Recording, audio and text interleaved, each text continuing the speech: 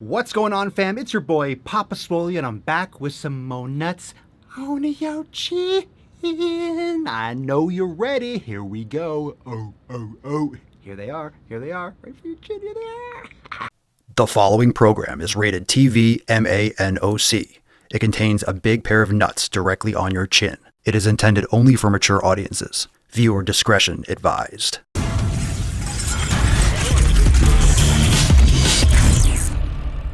What's going on, fam? It's your boy Papa Swole back with some more NOC, more nuts on yo chin, and I am hot and sweaty because the air conditioning is out. So I am on the porch, so bear with me. It's getting a little dark. It's that golden hour, so you can see the beard really shine. It's all fucking crazy and all over the place. I am Beyonce always. We will work with it as we always do because I got some new juice and you got to hear about it. Before we get into that, make sure you also subscribe to the other channel, The Daily Swole, right here on YouTube. If you love these videos, you're going to love the daily live cast over on the YouTube channel. So go click subscribe and join me for more balls deep action, more nuts on chin, all the stuff that you've come and know to love from Papa Swole. So today's topic is about a new article that was posted a day or two ago in Teen Vogue. Now, this is an interview that was hosted by Tess Holliday along with La'Shaunae Steward. I'm just going to say it like that. I don't know if I'm pronouncing that correctly, so apologies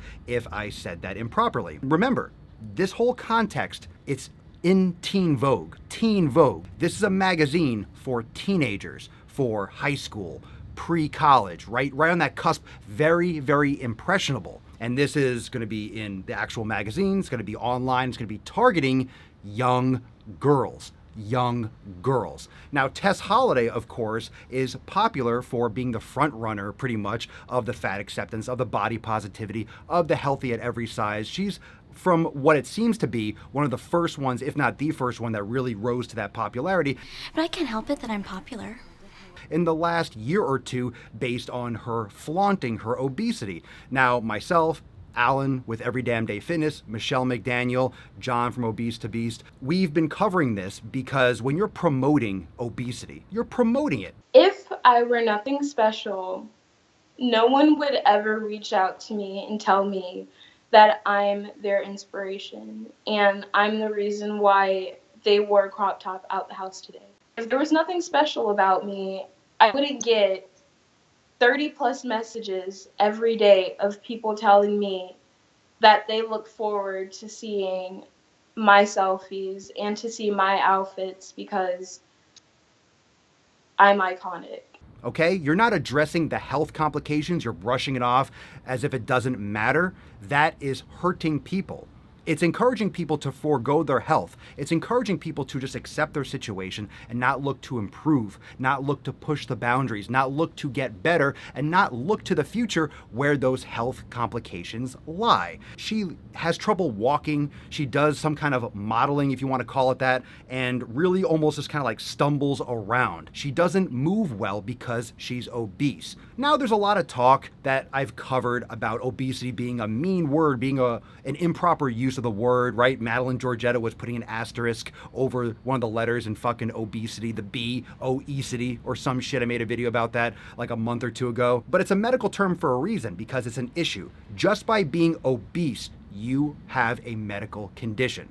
That's the reality. Whether or not you want to love the skin you're in, that's fine. You can love who you are. You can love yourself. You can love yourself with one arm, with one leg, with no arms and no legs. We've all seen those viral videos of these guys with missing limbs that are lifting in the gym and doing PRs and doing box jumps and just crazy shit like that. So that's what body positivity should be for. It should be for those people that are like burn victims, that are amputees, people that really have issues, not people that have issues that they brought upon themselves, okay? You're eating yourself this way. You're stuffing food in your face, you're not exercising enough over the course of years, and you're obese. Why do I have to accept it? Why is that like a cherished goal now? Why should that be something that's celebrated? You can love yourself, but I think you should love yourself by taking care of yourself. Loving yourself means treating your body properly. Loving yourself means treating your body with respect. Respect. R-E-S-P-C-T. Loving yourself means showing your body and everyone else that you actually do love yourself. Not just, hey, this is the way I am, accept me. I don't have to. I am under no obligation to accept your medical condition. I'm under no obligation to accept your wellness or lack thereof just because it might offend you or it might hurt your feelings. You're mean. I talked a lot about facts versus feelings, and this is where this article kind of breaks down. You can go and check it out. It's in Teen Vogue, and pretty much she is addressing the discomforts or the challenges that this other lady, La'Shaunae, went through because she had a big spread. I believe it was called Universal Standard ad. That's what she did. But they talk about the F word, fat, being a bad word, and owning the word fat. Look, fat's not a bad word. Pretty much every single word is not bad. It's really not bad. It's the connotation, it's the intent, it's the context. If I say, oh, I have some extra body fat, or my body fat percentage, that's not a bad thing. That's not a demonization. If I say, you're fat, okay, that might be taken as an insult. However, how are you internalizing these words? How are you processing this information? You don't think you're fat? Just by changing your perception of the word, that's going to change your condition. That's going to change the fact that you are obese, and by most standards, morbidly obese, and on the brink of major issues in your near future, and that you're promoting this plus-sized ideal to people that are subject and they're torn. Like, this is where society is. It's not so much about the details of all the stuff that goes on in this article. It's pretty much discussing feelings, like how'd you get through it? What do you feel? Why do you keep on continuing modeling and keep on moving forward? Because we have no fucking choice, because that's life, because what are you gonna do, just die? No, you're gonna move forward day after day. So rather than change your situation, rather than promote a real positive message, you shift the message, you change the language, you become the victim, and now you're fine. Now the effort, now the hard work, now the trials and tribulations, now you can just accept it. Now you're part of a movement. Now it's everyone else's fault. I'm the one that's being mean. I'm the one that's attacking you and your beliefs. And oh, your feelings are hurt. Fuck your feelings. And you could say, fuck my feelings. How I feel shouldn't affect you, and how you feel shouldn't affect me. We're talking about the facts. And when you're putting this kind of nonsense, I'm talking to you, Vogue or Teen Vogue. I really don't know who actually looks at that shit, but I'm sure they do. Even online, I'm sure they have pages and Instagram, and they're targeting ads, and they have other sub companies, and they're sending it out in email blasts and shit like that. You're seeing in the associated things on web pages or in pre-roll ads. Who is Teen Vogue for? It's for impressionable girls. Now, we have girls that are being pulled to two extremes. I'm not saying the extremely skinny ideal is good, but it certainly is not good when you're obese. Emaciated, anorexic looking, not good. Fuck healthy at every size, not good. Obese, not good. Not healthy at every size.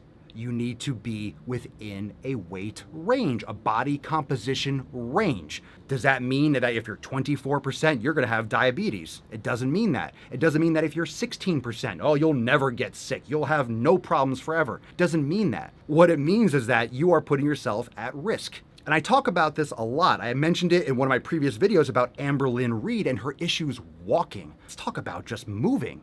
Just moving the fuck around. Forget the diabetes, forget the metabolic syndrome, forget losing a leg, forget having a fucking sudden heart attack. What about walking? What about walking down the street? What about sitting on an airplane? What about getting into a car? What about just bending over and tying your shoes without having to hold your breath and exhale completely, or prop your foot up on something? Like the basic movements, it's impossible to do those things when you're obese. Like, you can't. And some of these people, like Tess, have children, and like those are the ones that suffer when they lose their parents. You do not see morbidly obese old people. Why? When's the last time you saw someone who's 500 pounds and 85 fucking years old? When's the last time you saw someone like that? Maybe at the cemetery. Like, this is what we're going up against. The casual nature of the way this article was written, kind of like frilly, funny, because obviously you got two severely biased people just having a conversation. It's not much of an interview.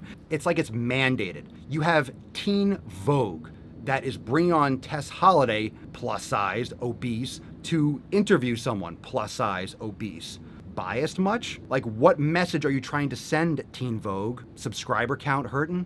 Right? Not selling a lot of magazines these days, trying to capture every last little crumb that you can before you're wiped off the face of the earth. Burn! Burn! Burn! Burn!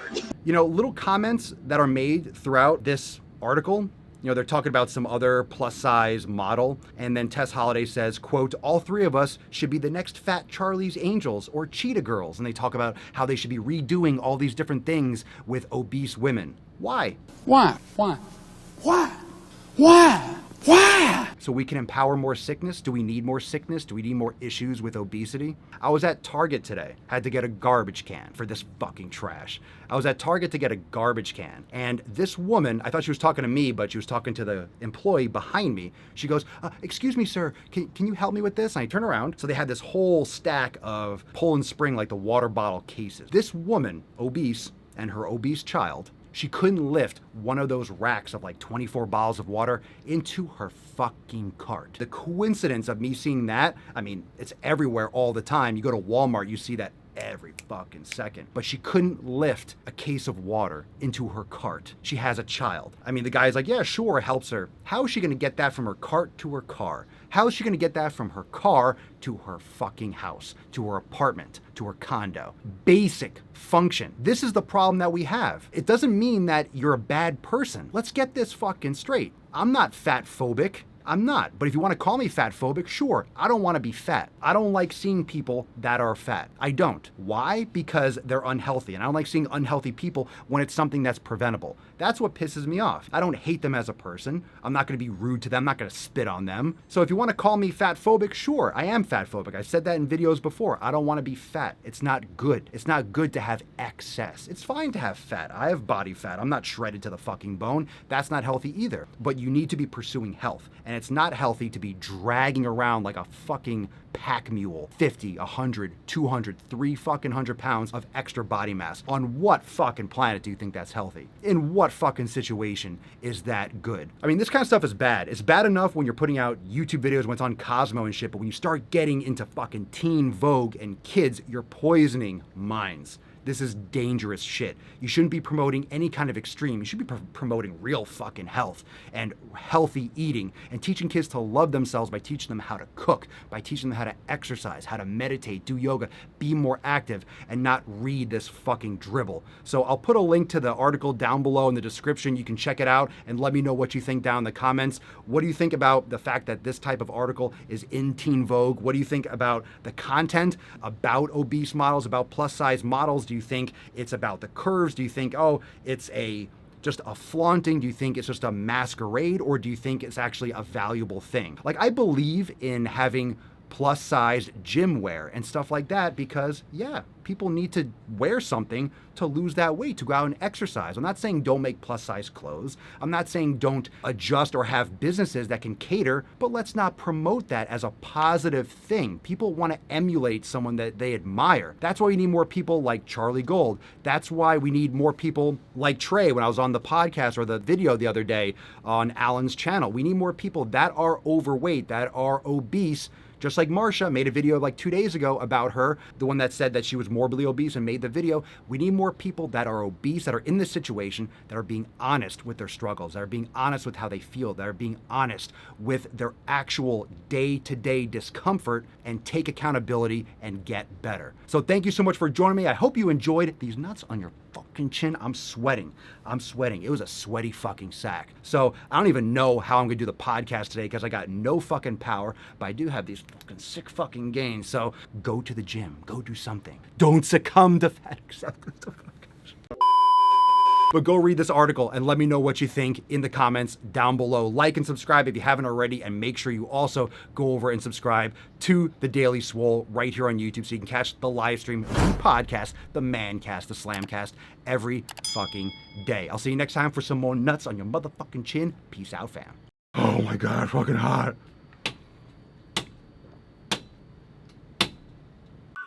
Look at my wrist, yeah, it's popping. Took the whole family shopping. Funny that you always flexing. Just saw your party.